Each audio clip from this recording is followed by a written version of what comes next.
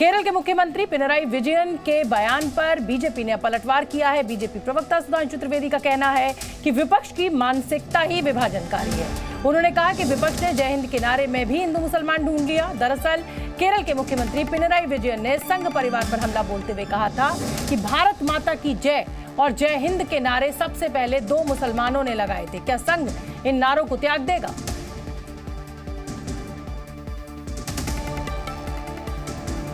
इंडी गठबंधन के नेताओं की निराशा, हताशा और कुंठा इस तथाकथित मोहब्बत की दुकान के अंदर से एक जहरीली जुबान के रूप में सामने आती जा रही है। यह बयान जितना विचित्र है उतना ही स्पष्ट इसकी मानसिकता है। उन्होंने कहा कि भारत माता की जय और जय हिंद के नारे पहले 2 मुसलमानों ने लगाए थे, इसलिए क्या इस नारे को त्याग देंगे? पहली विभाजनकारी मानसिकता यही है कि ये भारत माता की जय और जय हिंद के नारे एक भारतीय ने लगाए, ये नहीं दिखाई पड़ता है, उसमें हिंदू और मुसलमान दिखाई पड़ता है। तो चलिए अब हम आपको सुनवा देते हैं कि केरल के मुख्यमंत्री पिनराई विजयन ने आखिरकार क्या कुछ कहा था जिसको लेकर अब बीजेपी हमलावर है। बयान सुनिए। ഇപ്പോ ചില പരിപാടികളിലൊക്കെ ചില സംഘപരിവാർ നേതാക്കൾ വന്ന് അവരുടെ മുന്നിലിരിക്കുന്നയാളോട് ഭാരത് മാതാ കി ജയ് എന്ന് വിളിക്കണമെന്ന് പറയുന്നില്ലേ? ഈ ഭാരത് മാതാ കി ജയ് മുദ്രാവാക്യം ആരാണ് ഉണ്ടാക്കിയത്? ഏതെങ്കിലും സംഘപരിവാറുകാരനാണോ? അത് സംഘപരിവാറുകാർക്ക് അറിയുമെന്നറിയില്ല. അയാളുടെ പേര് അസീമുള്ള ഖാൻ എന്നാണ്. അസീമുള്ള ഖാൻ ഈ പറയുന്ന സംഘപരിവാറിൽപ്പെട്ടയാളല്ല എന്നത് അവർക്ക് അറിയുമെന്നറിയില്ല. ഏതായാലും 19-ാം നൂറ്റാണ്ടിൽ മറാം വംശത്തിലെ പേർഷ്യയായിരുന്ന മറാഠ വംശത്തിലെ പേർഷ്യയായിരുന്നു നാനാ സാഹേബ്. അദ്ദേഹത്തിൻ്റെ പ്രധാനമന്ത്രിയായിരുന്നു ഈ പറയുന്ന അസീമുള്ള ഖാൻ. അദ്ദേഹമാണ് ഭാരത് മാതാ കി ജയ് എന്ന മുദ്രാവാക്യം ആവിഷ്കരിച്ചത് എന്നത് ഓർക്കണം.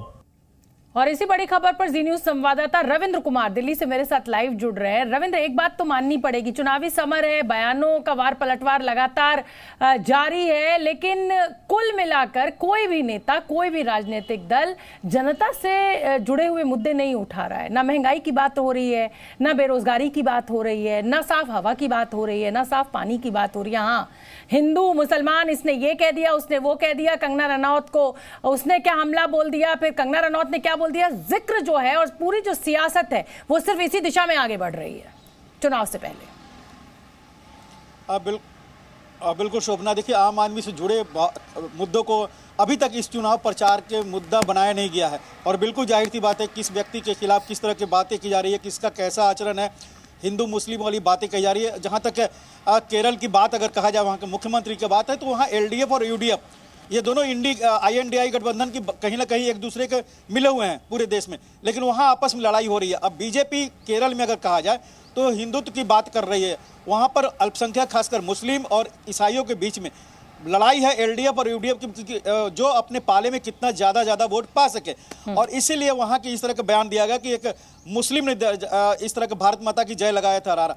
आपने देखा कि आज कई ऐसे मुस्लिम समुदाय के भी लोग हैं, संसद के अंदर भी है कि वंदे मातरम गाया जाता है, कई 1-2 कुछ सांसद उठ के चले जाते हैं। तो ये सियासत हो रही है, लेकिन वो बीजेपी का ना को भारतीय लगाया था। स्वतंत्रता आंदोलन में न हिंदू था न मुस्लिम था, वो भारतीय लगाया। तो कहीं ना कहीं हिंदुत्व की लड़ाई हो रही है। और बिल्कुल सही है कि अभी उन मुद्दों को नहीं छुआ जा रहा है, खासकर विपक्षी दलों द्वारा, क्योंकि प्रधानमंत्री नरेंद्र मोदी अपनी रैलियों में विकास की बात करते हैं, रोजगार की बात कर रहे हैं, देश कितना विकास कर रहा है उसका सारा बात रखते हैं, लेकिन विपक्ष की तरफ से मेन मुद्दा चाहे बेरोजगारी का हो, रोजगारी का हो, महंगाई का हो, ये नहीं उठाया जा रहा। ये विडंबना ही है। बिल्कुल बिल्कुल रविंद्र, हमें नहीं भूलना चाहिए, एक पूरे साल के बाद एग्जाम होता है, वो एग्जाम कैंसिल हो जाता है। लाखों हजारों लाखों जो कैंडिडेट्स हैं वो ठगा हुआ महसूस करते हैं, क्योंकि साहब पर्चा लीक हो गया, पर्चा लीक हुआ, उसके बाद उस एग्जाम को कैंसिल कर दिया गया। तो ये जो मुद्दे हैं ये सिर्फ सोशल मीडिया पर जरूर नेता उठाते हैं, लेकिन चुनावी रैलियों से या ये कहा जाए कि एक आंदोलन के रूप में सड़कों पर फिलहाल तो चुनाव से पहले नहीं दिखाई दे रहा है। छोटा सा जवाब। जाहिर सी बात है, लग रहा है कि इन मुद्दों से बहुत ज्यादा वोट नहीं पड़ेगा और व्यापक असर नहीं पड़ता। विधानसभा चुनाव में तो ये मुद्दे हावी दिखते हैं, चाहे पेपर लीक का मसला हो, लेकिन सरकार ने पेपर लीक को रोकने के लिए भी कानून ला दिया। ये आपके सामने, आपने भी इसके बारे में चर्चा की थी। तो कहीं ना कहीं ऐसे कई मुद्दे हैं, लेकिन सबसे बड़ा मुद्दा अगर विपक्ष के पास होना चाहिए तो आम आदमी से जुड़ा हुआ होना चाहिए। लेकिन विपक्ष उठा रहा है प्रधानमंत्री नरेंद्र मोदी के ऊपर अटैक करना, और यहीं पर वो मात खा जा रहे हैं। जी, बहुत बहुत धन्यवाद रविंद्र आपका इस पूरे अपडेट के लिए। जी न्यूज़।